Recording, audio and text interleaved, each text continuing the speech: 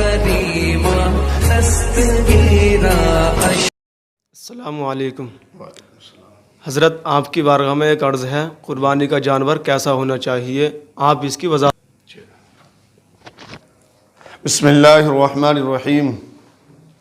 نحمدہ ونصلی ونسلم علی رسولہ الکریم. صلو علی الحبیب صلی اللہ تعالی علیہ وآلہ وبارک وسلم.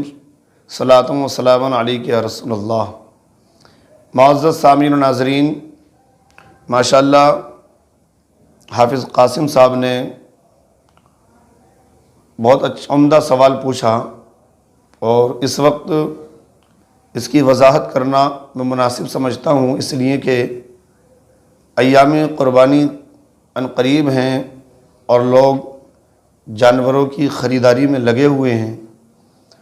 تو یہ مسئلہ واضح ہو جانا چاہیے کہ ہمیں جب قربانی کے لیے جانور خریدنا ہی ہے، اور جو اللہ تبارک و تعالیٰ کی بارگاہ میں اس قربانی کا نذرانہ دینا ہے، تو پھر ہمیں جانور کیسا خریدنا چاہیے؟ حافظ قاسم صاحب کا سوال یہ ہے کہ جانور کیسا ہونا چاہیے. اور ماشاءاللہ بہت اچھا سوال ہے. آج میں مدرسہ اہل سنت راہ بلال کے آفس سے اسلامک سوال جواب چینل کے مادھیم سے تمام سامعین و ناظرین تک اس مسئلے کی وضاحت کرنے کی سعادت حاصل کر رہا ہوں. آپ کی نوازش کے پیش نظر مجھے امید ہے کہ آپ میری بات کو غور سے سنیں گے بھی، اس پر عمل بھی کریں گے اور دوسروں کو شیئر بھی کریں گے. معزز سامعین و ناظرین، سوال یہ ہے کہ قربانی کا جانور کیسا ہونا چاہیے؟ تو دیکھیے، قربانی کا جانور اچھا ہونا چاہیے، خوبصورت ہونا چاہیے، فربا موٹا تازہ ہونا چاہیے. اور ہم اچھی طرح سمجھتے ہیں کہ ہاں، اچھا جانور کیسا ہوتا ہے، خوبصورت جانور کیسا ہوتا ہے. جانور کے اندر عیب نہ ہونا چاہیے، لیکن عیب اگر ہلکا ہے، تھوڑا عیب ہے، تو قربانی تو ہو جائے گی لیکن قربانی مکروہ ہوگی.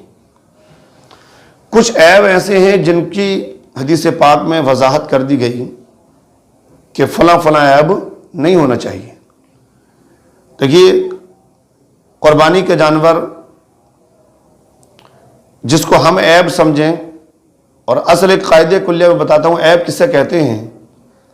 عیب کا مطلب یہ ہے کہ مارکیٹ میں جو تاجر لوگ اس جانور کو خریدیں تو جس کمی کی وجہ سے اس کی قیمت نہ گھٹے، وہ حقیقتاً عیب نہیں ہے. جس کمی کی وجہ سے قیمت نہیں گھٹ رہی اس کی، ہم اس کو عیب سمجھ رہے ہیں لیکن وہ عیب نہیں ہے. عیب وہ ہے جس کمی کی وجہ سے اس کی قیمت گھٹ رہی ہے. اب آپ سمجھیں جن عیبوں کی وضاحت کی بارے شریعت میں، قانون شریعت میں. جیسے اگر اس کے سینگ نہیں، پیدائشی سینگ نہیں ہے جانور کے. کچھ بکروں کی قسمیں ایسی ہیں جن کے پیدائشی سینگ نہیں ہوتے، کچھ جانور ایسے ہیں جن کے پیدائشی سینگ نہیں ہوتے.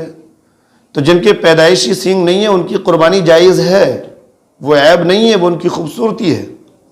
ہاں، سینگ تھے لیکن ٹوٹ گئے. اب ٹوٹنے کی حد یہ ہے کہ وہ سینگ صرف ہلکا ٹوٹا، اوپر کا جو کھوکھلا ہوتا ہے وہ ٹوٹا. اور ایک صورت یہ ہے کہ وہ سینگ گودے تک ٹوٹ گیا، مینگ تک ٹوٹ گیا.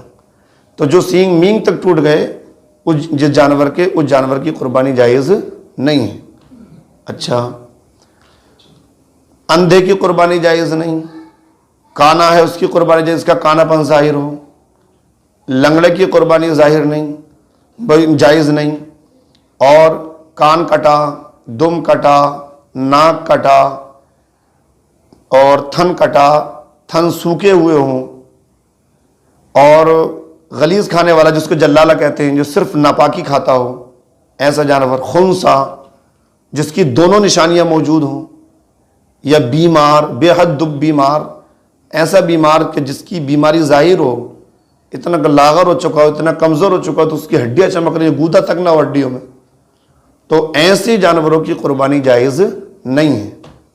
اب یہ ہے کہ اگر بیماری ہلکی ہے یا جو عیب ہے وہ ہلکا ہے، مثلا اگر کسی کی دم کٹی ہے تو اگر تہائی سے کم کٹی ہے یا تہائی کٹی ہے تو قربانی جائز ہے، اگر تہائی سے زیادہ کٹ گئی تو قربانی جائز نہیں ہے۔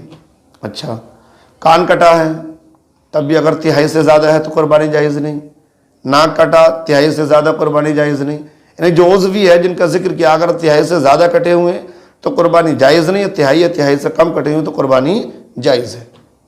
کوئی جانور ایسا ہے جس کو جنون ہے، اور جنون کی حد یہ ہے کہ وہ کوئی چر نہیں سکتا، وہ پہچانتا بھی نہیں کہ ہاں چر نہیں رہا، کچھ کھا پی نہیں رہا، تو ایسے جانور کی بھی قربانی جائز نہیں ہے۔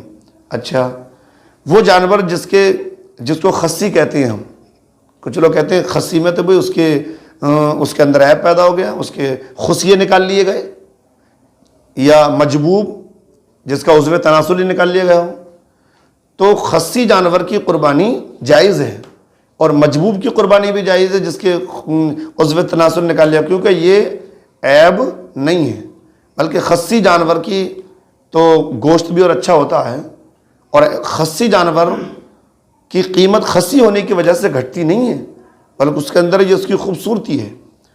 تو یہ اس طرح کے جو جانور ہیں کہ جن میں ہلکا پھلکا عیب ہے ان کی قربانی تو جائز ہے، لیکن جن کا عیب ظاہر ہے، اندھا ہے یا کانا پن اس کا ظاہر ہے، اچھا لنگڑا ہے، تو لنگڑا پن اگر ہلکا پھلکا، جیسے ہم جانور خرید کے لاتے ہیں، ہلکی پھلکی کہیں چوٹ لگ گئی، وہ چل تو رہا ہے، ہلکا پھلکا لنگ کر رہا ہے، یہاں تک اس کی حد یہ بیان کی گئی کہ وہ اتنا کہ اگر قربان گاہ تک جا سکتا ہے چل کر تب تو قربانی جائز ہے، اگر یہ کہ اس کا پیر ہی نہیں ٹک رہا، چل ہی نہیں سکتا بالکل بھی، تو ایسے جانور کی قربانی ناجائز ہے۔ ایک مسئلہ اور میں واضح کر دوں، یہاں پر وہ آیا سامنے کہ اگر یہ عیب قربانی کرتے وقت ظاہر ہوا ہے، مثلا ہم نے قربانی کے لیے جانور گرایا تو اس کی ٹانگ ٹوٹ گئی یا اس کی آنکھ پھوٹ گئی یا اور بھی اس کے اندر عیب پیدا ہو گئے، اس وقت اگر کوئی عیب ظاہر ہو رہا ہے تو اس کا اعتبار نہیں ہوگا، اس عیب کا اعتبار نہیں ہوگا، اس جانور کی قربانی آسانی سے ہم کر سکتے ہیں۔